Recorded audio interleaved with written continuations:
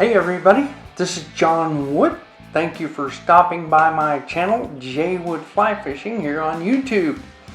If you are a subscriber, thanks for coming back. If this is your first time here, thanks for stopping by, and I hope you like what you see. If you do, please hit that subscribe button so you will get notifications when new videos pop up. Today I want to do for you a fly known as Juan's Kryptonite Caddis. Now this fly, you can see a written article in the September-October issue of American Fly Fishing Magazine. I just wanted to do a video to explain some of the intricacies that I wasn't able to cover in that printed article. So let's get started. Let's take a close look at the fly here. This is Juan's Kryptonite Caddis. Now, basically it's a very simple fly, as most really effective flies are, but the thing that makes this unique is that abdomen. And that abdomen is an idea that Juan Ramirez, also known as the Hopper Juan from Colorado Springs, he got this idea from watching Tim Flagler's video from tying the Forget-Me-Not midge, which uses a red version of Amnesia. There we go, memory-free monofilament, and it's just a series of knots tied on a loop and then cinched up. Now, I could not find the material that Juan originally tied this with. It's no longer available, and I'm finding that right now this Amnesia is kind of hard to come by. So what I did was I tried several different materials. One of them is the Berkeley Trilene. It's XT. And it comes in, you can see there, solar. And it is I don't know if you can see it inside there, but it's a neon chartreuse green. And it picks up light. I like that one really good. Another one that I tried, again, was the Amnesia, the 15-pound. In there, I'm not sure what they call this. But it's you can see when you buy it, it's very chartreuse colored.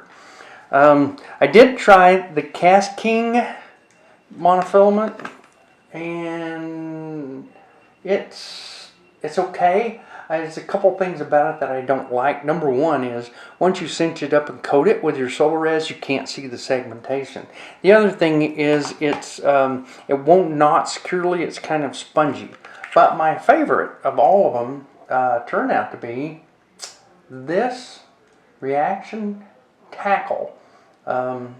And the one that I got here is the Thin M Green in 20 pound, and it's about 17 thousandths of an inch. And I like all of the properties. This is the one that you're looking at in the vise. It's a good segmentation. It's a good color. It accepts, if you want to darken it to the original green that Juan started tying these with. Let's put that the other way. That Copic sketch pen in G99. It's a olive green. Actually, it's just olive. G99 olive. Anyway, you can put a little bit of that on the knots, and you get a nice. Let me, if I can pick that up. A nice green segmented body.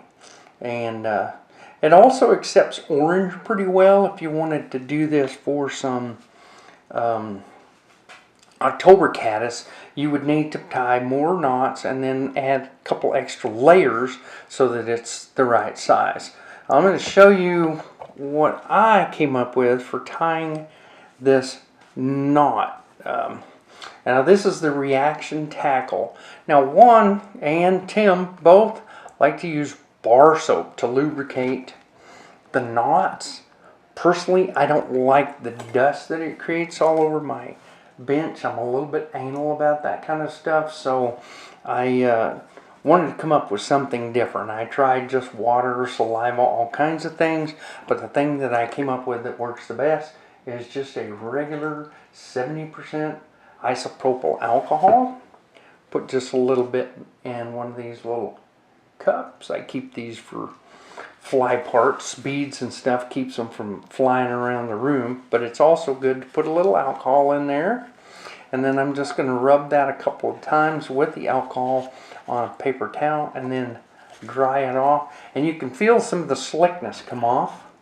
Whew, that piece is really long. Let me cut a little bit of it off. You only need about 10 or 12 inches of this. Don't need to make it extra long because it actually makes it harder to tie, and then you've got a lot of waste. So you can see that's just a loop. I've got one knot over it. 2, 3, 4, 5, 6, 7, 8, 9, 10, 11, 12, 13, 14 overhand knots. And then I'm just going to pull that, and you can see it just cinches down on itself. And you want to go kind of slow so that these loops don't jump over each other. If you get a little too rambunctious, sometimes one of these big outer loops will jump over the others, and then you've got a weird knot in there. And I'm just pulling it, and you can see I grabbed it with my pliers. Till you get the hang of this, it's a good idea to do that so you don't cut your finger. I did, when I first started, cut my finger pretty bad, especially on this final cinch. If you don't have a really super good grip on it, it is likely to slide across your finger and give you a nice nasty cut. Now I'm just going to cinch that all the way down, and I'm giving that a really good pull, and I've got my left hand holding my vise in place so that it doesn't fly across the room, because I'm putting about, I don't know, 10 or 12 pounds of pressure on that, and you can see it's cinched up beautifully, and it stays nice and tight. Now here's one thing I wanted to show you about a couple of the other lines that I tied. This is the Cast King, and it's got a really slick surface, and that's great for tying the knot, but when you go to cinch it down, it creates a problem. You can see that it's nice and tight, but see how much stretch it's got, and it's so slick. You've got those beautiful segmentations, then you let it go, and then it accordions back out. We do not want that. The only way that I could correct that was to wash it several times with the alcohol, and it still wants to accordion just a little bit. So the Cast King is out. I also worked with trilene, and I love the way it knots, but you can't see the segmentations as well once you coat it. This is it does a little better under the fluorescent light, but not great. It actually, I can see the segmentations better than you can see them on the camera. Anyway, that's the drawback with that. But this one is another one that really accepts that green marker really well, and it accents those segmentations, so you can do a green caddis with that. Now we have the Amnesia. Now this has got a really rough surface, and I washed it, but here's the problem I find with the Amnesia, unless you're using that soap and it's getting dust everywhere, is that when you get it to a certain point, I think you can hear that. Let me get it closer so you can. It really starts to grab, which is great at the end when you get it all stretched out, but as you're tying it, there we go. So you can do it just by washing it. But you've got to be really careful when you're working with this Amnesia, because it will, like I was talking about with the knots jumping over each other, this one is really bad about that. Now, the thing that I find with these, I'll show you what I've got here. Is I've got some that are finished, and these are, here's the reaction tackle. Coated, you see that beautiful segmentation, and there is the amnesia. And it's got great segmentation. It's just a little bit different color. It's a very, very light green, where this, the amnesia is the chartreuse, and the reaction tackle is got that green tint to it. It's more on the green side. So work with different ones if you want to, and you can come up with what you like best. What I like best is definitely the reaction tackle, because it's just easier to work with, and I just like the green tint in the color. Now I'm going to take that, we're going to clip it right there. Take that one end off. I'm right at the end of that knot. I hope you could see that. I wasn't watching. And then I'm going to use, this is my favorite for doing this, Top Coat 77 from Solarez. This is a fairly new product. It's thin, easy to apply, and it cures in a flash. I will show you. You only need about 6 seconds of irradiation on this to cure it completely. And I do that in 2-second bursts. I'm just going to put a very light coating on there for the first coat. We're going to put 2 coats on there to get a little more bulk to it, but I want to start with it nice and light. And I'm going to start out here at about 10 to 12 inches away from the knot. And just give it a couple of seconds, and then wait a few seconds so that that resin can cool off a little bit and not overheat your line. I did find when you really cook these, it kind of burns the segmentations together and you don't get as much detail. Alright, now give them that a few seconds and then hit it again for 2 seconds. Now, if I was done, I would wait about 5 seconds and hit it a third time. But since we're putting a second coat on there, and again, this is another really light coat, I don't want to build up too much bulk. I'm going to stop with that second round of irradiation and put that on there, and I'm going to spin it around, and then I'm going to turn it up so that I can kind of get a little bit of a bulb on the end. I've still got more knot showing that I would like. I've got a little point. I just want to round it out. Put another little dab on there. There we go. Just kind of give it the little round butt that a caddis has got. There we go. Be careful not to put too much because it will kind of rotate on you, which that one did just slightly, but it's still going to be really good for working with. Alright, now my second irradiation, I'm at about 8 inches away, just for a couple of seconds. Let it rest again.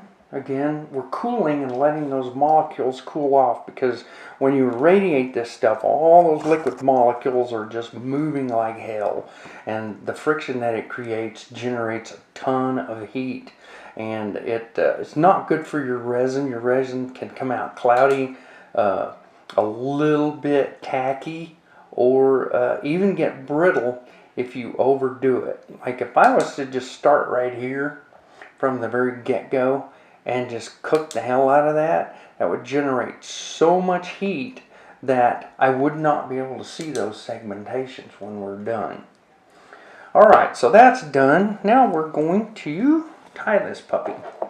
Now, I settled on this TMC 2499 barbless hook. I like the straight eye. Juan actually likes the down eye better.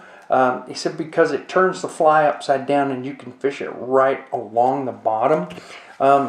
Personally, I kind of like to fish my caddis in a swing, so that's why I like that straight eye just a little bit better. But if you use the down eye hook, any of these short shank wide gap hooks, myself and Juan also said he prefers the black ones. You can fish that thing, just bounce it right along the bottom with less chance of it hanging up. Now this is a number 16, And I'm going to use a 2.8 millimeter bead. This is a tungsten bead. Get that on there.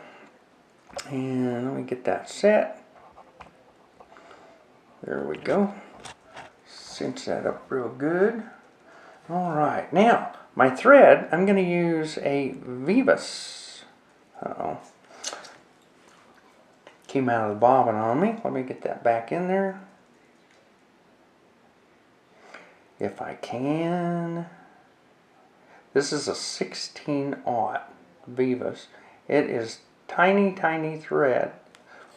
But for its diameter, it is ultra strong. I mean ultra, ultra strong.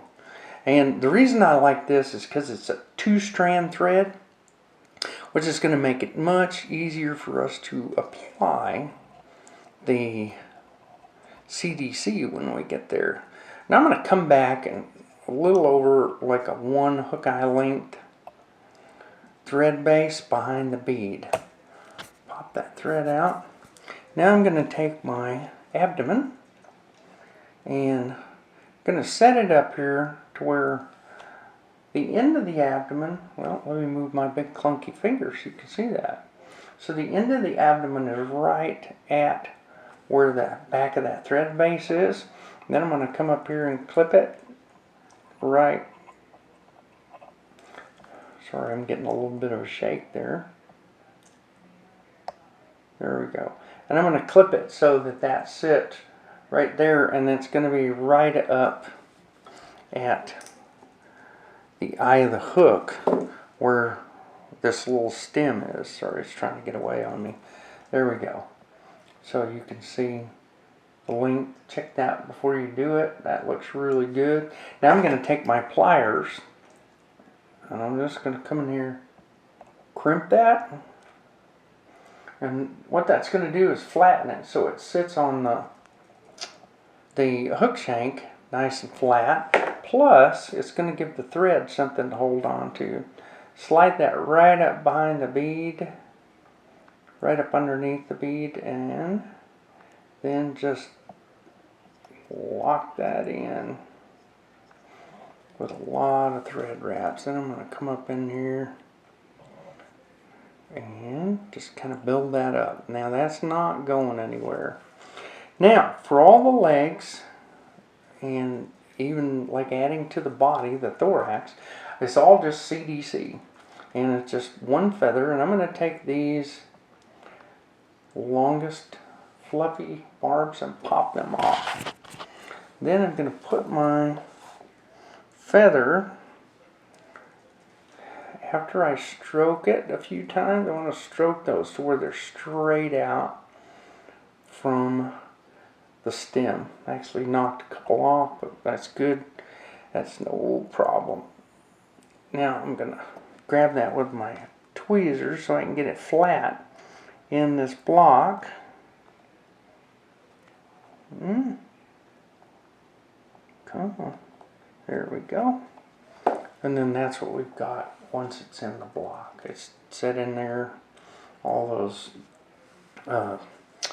barbs are sticking up. I'm going to kind of groom them just a little bit. There we go. And that's what I'm looking for with my feathers in the block. Just take my little clip right here and clip them, pull it out of the block, and that's what I've got. Now I'm just going to take my scissors and cut right along the stem. Let me get that over there where you can see it. Cut that right along the stem. It's a little tricky when you're shaking. There we go. And that's what we've got. I've got that in there. Now this thread, here's the thing I love about this thread for doing these. I want to spin that counterclockwise until it flattens out. And you can see there, if you look really close, right there, it's flat. It was spun up.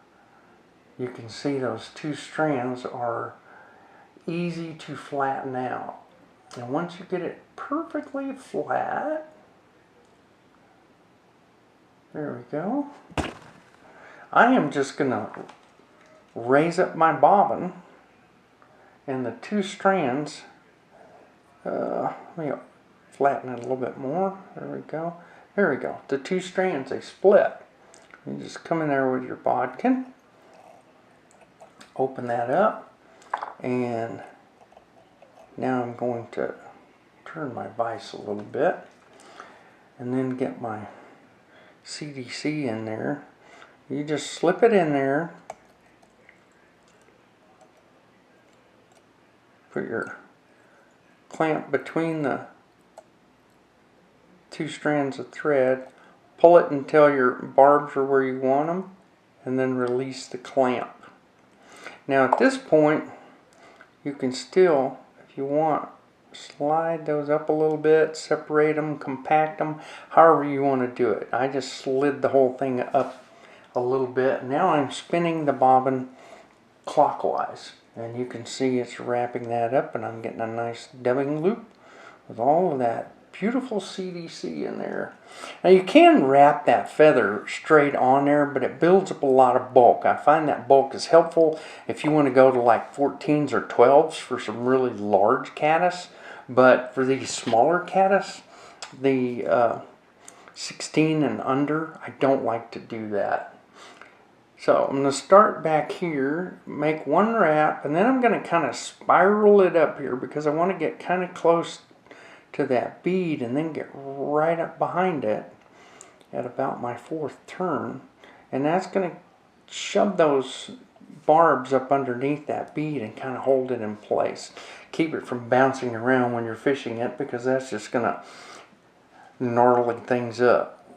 Alright, now got that on there. We're just going to do a 4 or 5 round whip finish and then do another one. There we go. And that, my friends, is the Juan's Kryptonite Caddis. This is a killer fly, and you can fish it a lot of different ways. Like I said, Juan likes to bounce that along the bottom. I like to fish mine a little higher in the column, and that's why I'm using a straight eye. Fishing it on a down eye hook, your leader will come out this way, and that kind of actually tilts that fly at an angle about like that, and you can bounce it along the bottom without as much worry of getting hung up.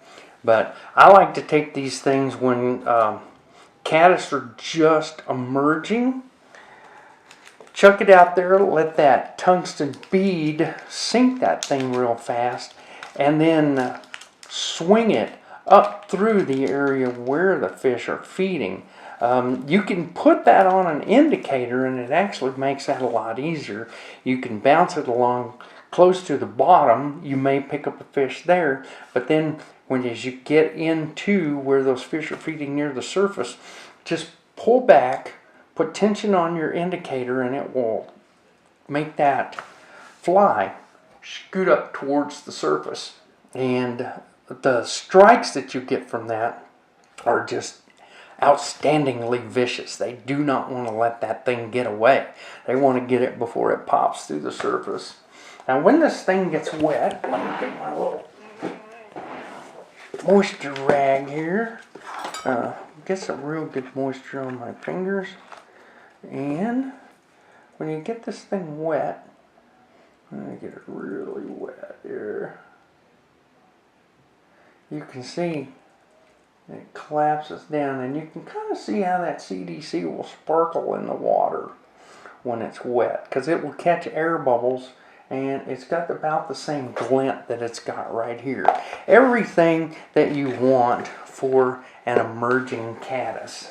Now at this point is when you can decide if some of these seem a little bit long, which I think these down here on the bottom are.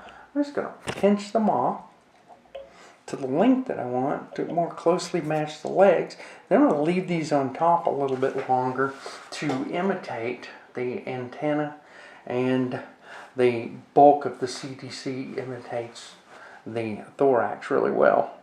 So there you have it. That is Juan's Kryptonite Caddis. Juan, also known as the Hopper Juan, who lives and guides in out of Colorado Springs, Colorado. Great area. He guides a lot on the South Platte and the Arkansas rivers. Both have really healthy populations of caddis, and this fly has proven for him and myself a very, very successful fly.